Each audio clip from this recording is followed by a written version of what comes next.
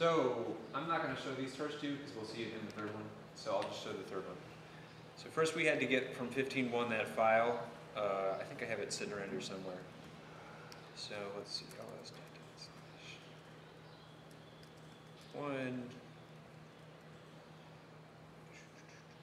So you're not going to show those two? No, because we'll see it in the third example. Okay. Historical table. There it is, table CSV. So I'm going to copy that.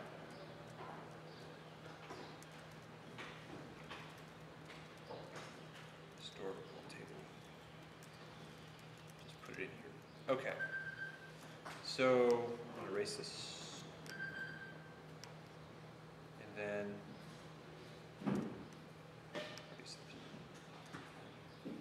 and so we put in here table.csv. We're going to open the file. Okay, so call that source. And then we're going to create a file. So we'll call that DST for destination. And remember, it's os.create to create a file. So we'll call this table.json. And the idea is that we're going to convert a CSV file into a JSON file. Okay. So to read the CSV file, we use the CSV package. We say new reader, give it the source, and then we'll use read all. Okay, so this gives us our records. I'll call it rows. I think that's what I called it before.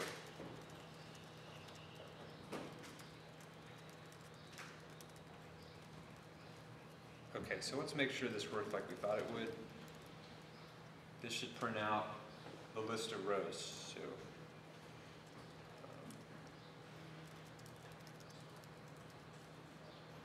That's what I expected. It's a slice of slices. Each record of the slice, each column cell of the slice is a string of data. We have to convert those strings to match a struct, so first we need to create a struct.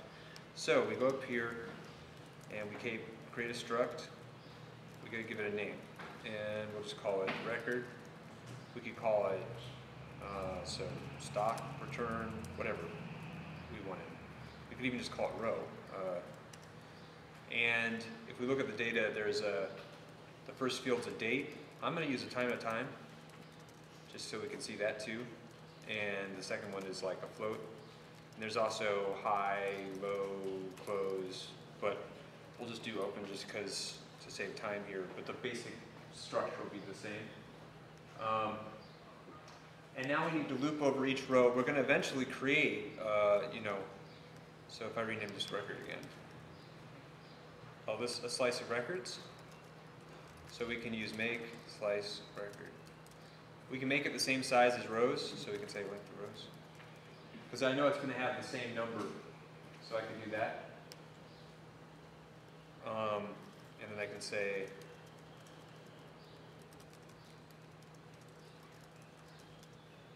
that, or I could use range, which is probably better. So I'll say I, row, range, rows. And then basically what I'm going to be doing, this should be plural, sorry, is for each one I'm going to make a record, and then I'm going to fill in the details. So I'll have date, and then out here I'll create a date by using time.parse. The format, I forget what it looks like, so let's go look at the file. Perfect. So it's in this format. Remember, it's 2006. That. So we get the first cell of the row, and we're going to parse it into a time. We're just going to get rid of the error if there is one. And then for the second one, for open, it's similar. We use strcom.parse, which we've seen before. Parse float. And we give it the at 1 and 64. And then we assign date to date and open to open. I didn't use this because I did this with a pen. So if you did it this way with the append, you'd use like that. And a pen. Or if you want to do it this way with the length, if you know the length, instead of using a pen, you say records equal make sense, the difference there? In other words, this, when I give it a length, is pre-created all of them, and now I'm just filling them in. And the other way is I made an empty list and I'm appending to it. I'm going to do the hybrid. I'm going to do the best of both worlds here. So I'm going to use append, but I'm going to pre-allocate it with the size. Okay? There's a capacity. So now I've pre-allocated it, but its length is 0. But now when I do append, normally when I do append, it does a lot of copies. It doesn't do any more copies. It just fills it in. If you know the length of something, that's a good approach to take. Anyway, that's all beside the point. Now we have our records. Let's make sure they look right before we write them. They look like what we expect them to. So I'm just going to print them. Go install. Okay, so far this is the same thing we did before with CSV. And the only difference now is we're going to take these records and write them as a JSON file. And that turns out to be really easy. We just say json.new encoder, hand it our destination file and say .encode and give it that list, and that's enough to do it. Okay. Notice this does return an error. So, and that's if it can't encode it for some reason.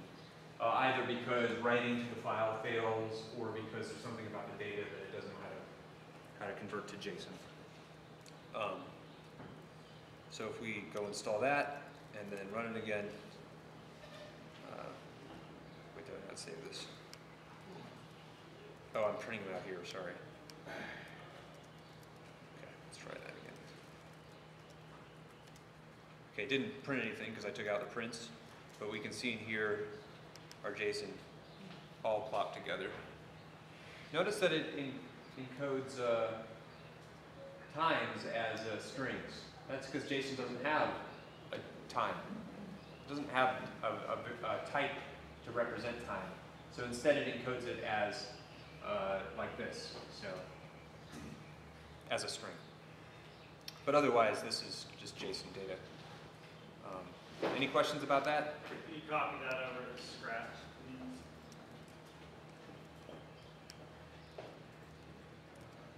So this turns out to be a lot of what web development is. We didn't do anything web specific here, but mostly in web development what we do is we get data from one source. We manipulate that data. We either like filter it or sort it or do something like that. And then we transform it into another format, which we send back out, okay? Because generally with server-side web development, we're at a middle layer in the stack. If you imagine that front-end web development, JavaScript, HTML, CSS is on one end, and on the other end might be a database or something, we're in the middle. And we're taking the data in the database and sending it to the client. And so we do a lot of this kind of thing, transforming from one thing into another. You could imagine our database was a CSV database, returning data as CSV files. We're turning them into JSON so that our browser can understand them. Because our browser works really well with JSON. Okay, that's the idea. And like I said, you would fill in all the rest of these, but the basic approach is the same. And I think most people were getting towards this. They were starting to get there. Can you look back up to the imports, it's just FMT, or is there something else? It's all that GitHub Underrun account. You could grab it, or it's on the Scratch pad. So one thing people did discover with JSON, these need to be a capital letter. Okay. So if these were lowercase and you tried to encode it, it wouldn't show up in the file. You'd end up with just curly brace, curly brace. Okay. So it only, by default, it only sends exported fields. Okay. So that kind of matches the way that Go works with structs. If I'm in another package and I try to use a struct from another package, they have to be capital letters. So just keep that in mind when you're working with JSON, is that these struct fields should be capitalized. Okay. Any questions about that? Okay, so that's JSON. Like I said, we're going to use JSON a lot for things, so it's good to see